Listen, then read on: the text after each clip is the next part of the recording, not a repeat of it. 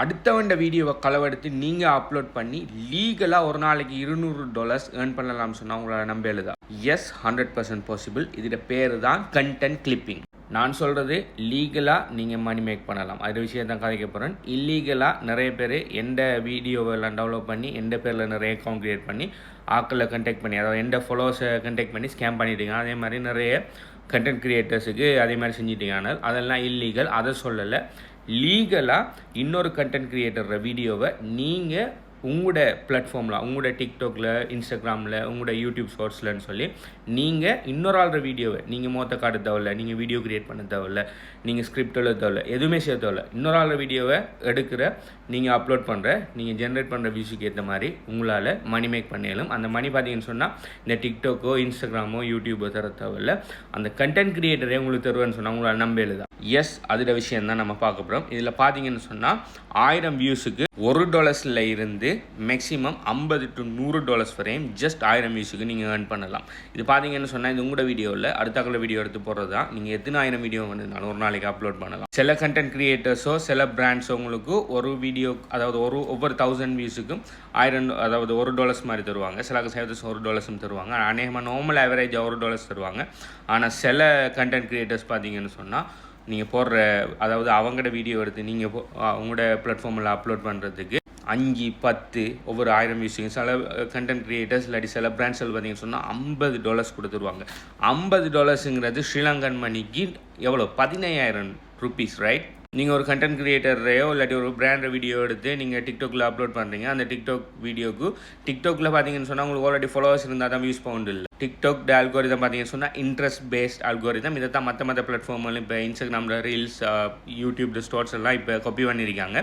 Interest paste algorithm சொன்னால் நீங்கள் இன்றைக்கு புதிய அக்கௌண்ட் க்ரியேட் பண்ணி நீங்கள் அப்லோட் பண்ண முதலாவது வீடியோவே 1 மில்லியன் வியூஸ் போகிறதுக்கு சான்ஸ் இருக்குது. அது நல்ல கண்டென்ட்டாக இருக்குன்னு சொன்னால், உங்களோட கண்டென்ட் நல்லா இருந்தால் அது நல்ல வியூஸ் போகும். உங்களோட கண்டென்ட் நல்லா இல்லாட்டி நீங்கள் மில்லியன் ஃபாலோவர்ஸ் வச்சுருந்தாலும் அந்த வீடியோ ஓடாது. ஸோ நீங்கள் கண்டென்ட் க்ரியேட் பண்ண சொல்லணும்னு சேர்ந்தவில்லை. இன்னொரு வீடியோவை டவுன்லோட் பண்ணி அவன்கிட்ட பெர்மிஷனோட, அதாவது இப்போ எந்த பேரில் நடக்கிற ஃபேக் ஐடி எந்த வீடியோ கால் எடுத்து போகிறதுக்கெல்லாம் நான் பெர்மிஷன் கொடுக்கல.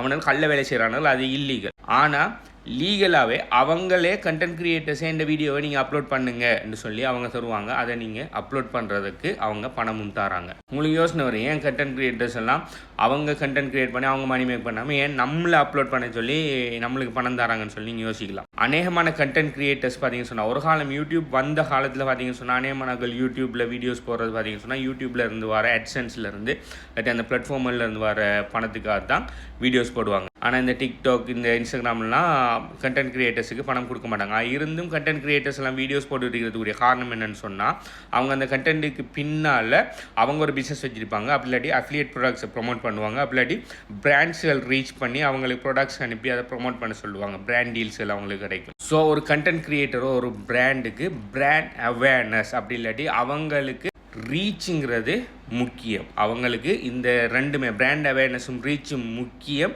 எதை விடன்னு சொன்னால் அந்த பிளாட்ஃபார்முகள், அதாவது நம்ம வீடியோஸில் அப்லோட் பண்ணுற யூடியூப், டிக்டாக், ரீல்ஸ் போன்ற பிளாட்ஃபார்மில் கொடுக்குற பணத்தை விட அநேகமாக டிக்டாக் இதெல்லாம் பணம் கொடுக்க மாட்டேங்க. இப்போ எந்த டிக்டாக்ல இருந்து இப்போ எனக்கு 66,000 ஃபாலோவர்ஸ் இன்றைக்கு இருந்தாலும் எந்த டிக்டாக்ல இருந்து எனக்கு ₹1 பணம் கூட எனக்கு கிடைச்சதில்லை. என்ன டிக்டாக்ல மானிட்டைசேஷன் யூஎஸ்க்கும் யூகேக்கும் மட்டும்தான் இருக்குது, வேறு நாடுகளுக்கு இல்லை. எந்த அக்கௌண்ட் ஸ்ரீலங்கன் பேஸ். ஸோ இருந்து நான் எவ்வளோ காலத்துக்கு கண்டினியூஸாக டெய்லி ஒரு வீடியோ நான் போட்டுருக்கிறது காரணம் என்ன சொன்னால், இந்த வீடியோக்கு பின்னால் எனக்கு ஒரு பிஸ்னஸ் இருக்குது, எனக்கு இந்த அஃபிலியேட் ப்ரோக்ராம் இருக்குது, நிறைய விஷயங்கள் எனக்கு பின்னால் நான் எல்லாம் செஞ்சுட்டு இருக்கிறேன். ஸோ எனக்கு தேவை அவேர்னஸ். அதே மாதிரி நிறைய கண்டென்ட் கிரியேட்டர்ஸுக்கு, நிறைய பிராண்ட்ஸுக்கு தேவை அவேர்னஸ். ஸோ அந்த அவேர்னஸை அவங்களும் வீடியோ அப்லோட் பண்ண மூலம் எடுக்கலாம். ப்ளஸ் அந்த வீடியோஸை நிறைய பேருக்கு அவுட் சோர்ஸ் பண்ணுற மூலம், அப்படி அவுட் சோர்ஸ் பண்ணுற ஆட்கள் மூலமாக, அதாவது ஒரு வீடியோவை இப்போ 100 பேர் அவங்களோட பிளாட்ஃபார்மில் அப்லோட் பண்ணக்குள்ள இவர் மட்டும் கண்டென்ட் கிரியேட்டர் மட்டும் அப்லோட் பண்ணி கிடைக்கிற வியூஸை விட 100 பேர் அதே வீடியோவை இல்லாட்டி அதில் சின்ன மோடிஃபிகேஷனை பண்ணி அப்லோட் பண்ணக்குள்ள நிறைய பிராண்ட் அவேர்னஸ் அவருக்கு கிடைக்கும்.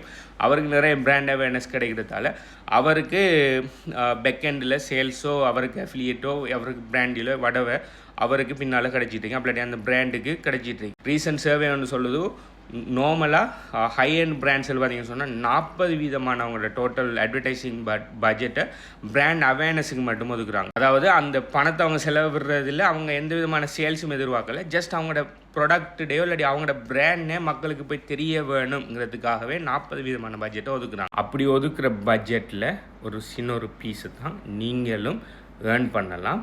ஜஸ்ட் நீங்கள் எந்த விதமான வீடியோவும் க்ரியேட் பண்ணாமல் அடுத்தாக்களோட வீடியோவை எடுத்து அவங்க சொல்கிற மாதிரி நீங்கள் அப்லோட் பண்ணிக்கணும்னா ஏர்ன் பண்ணலாம். இந்த கன்செப்டோட பேரை பார்த்தீங்கன்னு சொன்னால் கண்டென்ட் கிளிப்பிங்னு சொல்கிறேன். இதை ப்ரொவைட் பண்ணுறதுக்கு பிளாட்ஃபார்மில் நிறைய இருக்குது. அந்த பிளாட்ஃபார்மில் நீங்கள் போனீங்கன்னு சொன்னால் பிராண்ட்ஸுகளும் கண்டென்ட் க்ரியேட்டர்ஸும் அவங்களோட வீடியோஸ்களை போட்டிருப்பாங்க. அநேகமாக அவங்க போட்டிருக்கிறது சில நேரம் ஷார்ட் ஃபார்ம் வீடியோவே அவங்க போட்டிருப்பாங்க. அநேகமாக போட்டிருப்பாங்க பார்த்தீங்கன்னு சொன்னால் அவங்களோட பெரிய பெரிய லாங் டேர்ம் பாட்காஸ்ட்டுகளை அப்படி இல்லைன்னு சொன்னால் அவங்களோட யூடியூப் வீடியோவில் அதில் போட்டிருப்பாங்க. போட்டு அவங்க சொல்லியிருப்பாங்க இந்த வீடியோவை சின்னதாக கிளிப் பண்ணி நீங்கள் உங்களோட டிக்டாக்ல இது ரீல்ஸில் இல்லாட்டி யூடியூப் ஷார்ட்ஸில் அப்லோட் பண்ணுங்கள். நீங்கள் அப்லோட் பண்ணினது பிறகு அந்த அப்லோட் பண்ணின லிங்கை இதில் சப்மிட் பண்ணுங்கள். சப்மிட் பண்ணி ஒவ்வொரு 1000 வியூஸும் போகக்குள்ள உங்களுக்கு $1 தரோம், $2 தரோம், இல்லாட்டி $5 தரோம்னு சொல்லி அவங்க சொல்லுவாங்க. இது அப்லோட் பண்ணுறதுக்கு இது செய்கிறதுக்கு உங்களுக்கு எந்த விதமான கெப்பிங்கும் இல்லை. இப்போ பார்த்தீங்கன்னு சொன்னால் நீங்கள் ஒரு ஆள்ற வீடியோ தான் நீங்கள் அப்லோட் பண்ணணும் அப்படி இல்லைன்னு சொன்னால் ஒரே வகையான வீடியோ தான் அப்லோட் பண்ண சொல்லி எந்த விதமான விஷயம் இல்லை. நீங்கள் போய் பாருங்க அந்த பிளாட்ஃபார்மில் 1000 கண்டென்ட் கிரியேட்டர்ஸ் அவங்களோட வீடியோவை ப்ரொமோட் பண்ணுறதுக்கு போட்டிருக்காங்கன்னா இந்த 1000 வீடியோஸையும் எடுத்து அப்லோட் பண்ணாலும் யாரும் உங்கள்ட்ட ஒன்றுமே சொல்ல போகிறதில்ல. இந்த டிக்டாக்ல இந்த டிக்டாக்கிஃபிகேஷனுங்கிற இந்த கன்செப்டில், அதாவது வீடியோட குவாலிட்டி வீடியோட கண்டென்ட்டுக்கு ஏற்ற மாதிரி வீடியோட ரீச் கிடைக்குங்கிற இந்த பீரியடில் நீங்கள் இருக்கிற நீங்கள் எவ்வளோ கூடுதலாக நீங்கள் அப்லோட் பண்ணுறீங்களோ எவ்வளோ கூடுதலாக நீங்கள் அழகான சின்னதாக எந்த பெஸ்ட்டான கிளிப்புகளை வெட்டி எடுத்து அப்லோட் பண்ணுறீங்களோ அதுக்கேற்ற மாதிரி அதுக்கு வியூஸ் போகும். எவ்வளோக்கு வியூஸ் போகுதோ அவ்வளோக்கு உங்களுக்கு ஏர்னிங்ஸ் கிடைக்குது. அந்த பிளாட்ஃபார்ம்களில் நீங்கள் பார்த்தீங்கன்னு சொன்னால் எந்த அளவுக்கு ஆப்பர்ச்சுனிட்டிஸ் இருக்கோ அதே மாதிரி அங்கே பக்கம் அந்த ஆப்பர்ச்சுனிட்டி பாவிச்சு சப்மிட் பண்ணாக்கள்ற டீட்டெயில்ஸும் அதில் காட்டும். அப்படி சப்மிட் பண்ணாக்கள் எவ்வளோ ஏர்ன் பண்ணியிருக்காங்கிறத கூட பார்க்கலாம். அப்போ நீங்கள் எல்லாத்தையுமே ஸ்க்ராட்சிலேருந்து புதுசாக செய்ய தேவையில்ல. ஆல்ரெடி சப்மிட் பண்ணிக்கிறாங்க என்ன மாதிரி செஞ்சுருக்காங்க, அதில் நிறைய வியூஸ் போனாக்கள் எல்லாத்தையுமே நீங்கள் பார்க்கலாம். அதில் நிறைய வியூஸ் போனாக்களுக்கு என்ன மாதிரி அதை வீடியோவை எடிட் பண்ணிக்காங்கன்னு சொல்லி எல்லாத்தையுமே பார்க்கலாம். CapCutல வீடியோவை நீங்கள் 100% ஃப்ரீயாகவே எடிட் பண்ணிக்கொள்ளலாம். ஏன்னா CapCut டிக்டாக் சாஃப்ட்வேருங்கிறதால டிக்டாக் CapCutஐ வாங்கிட்டுங்கிறதால நீங்கள் CapCutல எடிட் பண்ணி டிரெக்டாக டிக்டாக்கு ஷேர் பண்ணக்குள்ள பார்த்தீங்கன்னு சொன்னால் இந்த விதமான CapCut பிராண்ட் இல்லாமே உங்களுக்கு வரும். இப்போ அந்த கண்டென்ட் கிரியேட்டரோ ஏதோ ஒரு பிராண்ட் ஒரு யூடியூப் வீடியோ ஒன்று போட்டு இதை கிளிப் பண்ணி அதில் இன்ஸ்ட்ரக்ஷன்லாம் போட்டிருப்பாங்க. இதில் என்ன பீஸாக கிளிக் பண்ணணும், என்னென்ன விஷயத்தை கிளிக் பண்ணணும்னு சொல்லி போட்டிருப்பாங்க. அதை நீங்கள் வடிவாக கிளிக் பண்ணி அதில் நீங்கள் டெக்ஸ்ட்களை போட்டு இல்லாட்டி கேப்ஷன்களை போட்டு இல்லாட்டி ஹெடிங் ஒன்றை போட்டு இல்லாட்டி நல்ல மியூசிக் மோட்டிவேஷனல் மியூசிக் வடவை என்ன அதை பற்றினதை நீங்கள் போட்டு நீங்கள் உங்களோட பிளாட்ஃபார்மில் அப்லோட் பண்ணி வியூஸ் எடுக்கிறது தான் உங்களோட தொழில். அநேகமானாக்கள் கண்டென்ட் கிரியேட் பண்ணுறதுக்கு தாங்கிட்டு இருக்கிறது மெயின் காரணம் என்ன மாதிரி அநேகமானாக்களால் கேமராவுக்கு முன்னுக்கு கான்ஃபிடென்ட்டாக பேச இயலும். அடுத்தது ரெண்டாவது பிரச்சனை, அப்படி கான்ஃபிடென்ட்டாக பேச இயலும்னு சொன்னாலும் அதுக்குரிய கண்டென்ட்டை எடுத்துக்கிற இயலாம். என்னத்தை கதைக்கிற அதில் ஸ்கிரிப்ட் எழுதி அதை பாடமாக்கிறது. இப்போ நானெல்லாம் ஒன்றையும் பாடமாக்குறேன். நான் என்னத்தை கதைக்கணும்னு சொல்லி ஒரு தலையங்கம் எடுத்துனோன்னா சும்மா நான் கழிச்சிட்டு போவேன். ஆனால் அநேகமானாக்களுக்கு அப்படி இல்லை. நான் ஆரம்பத்தில் அப்படி தான் முதலாவது எல்லாத்தையுமே பாடமாக்கி டிப்ஸ் இது பாயிண்ட்ஸ் எல்லாத்தையுமே ஒரு நோட்டில் எழுதி அந்த பாயிண்ட்ஸை பார்த்து தான் என்னால் கதைக்கலாம். ஆனால் இப்போ பார்த்தீங்கன்னா ஜஸ்ட் ஹெடிங்கை வச்சு நான் கதை பண்ணா நான் இப்போ ஒரு 5-6 வருஷமாக கண்டென்ட் கிரியேட் பண்ணிட்டு இருக்கேன். ஆனால் சில ஆட்களுக்கு பார்த்தீங்கன்னு சொன்னால் கேமரா பார்த்து கதைக்கிற கான்ஃபிடென்ட் இருந்தாலும் அவங்களால ஸ்கிரிப்ட் இல்லாமல் கதைக்கலாம். அந்த ஸ்கிரிப்ட் எழுதுறதுக்கே அவங்களுக்கு ஒரு நாள் கூட எடுக்கும் சில ஆட்களுக்கு. ஆனால் இது பார்த்தீங்கன்னு சொன்னால் நீங்கள் ஓனாக வீடியோ கிரியேட் பண்ண தேவை, ஓனாக ஸ்கிரிப்ட் எழுத தேவை, முகத்தை காட்ட தேவை, ஒன்றுமே செய்ய தேவை.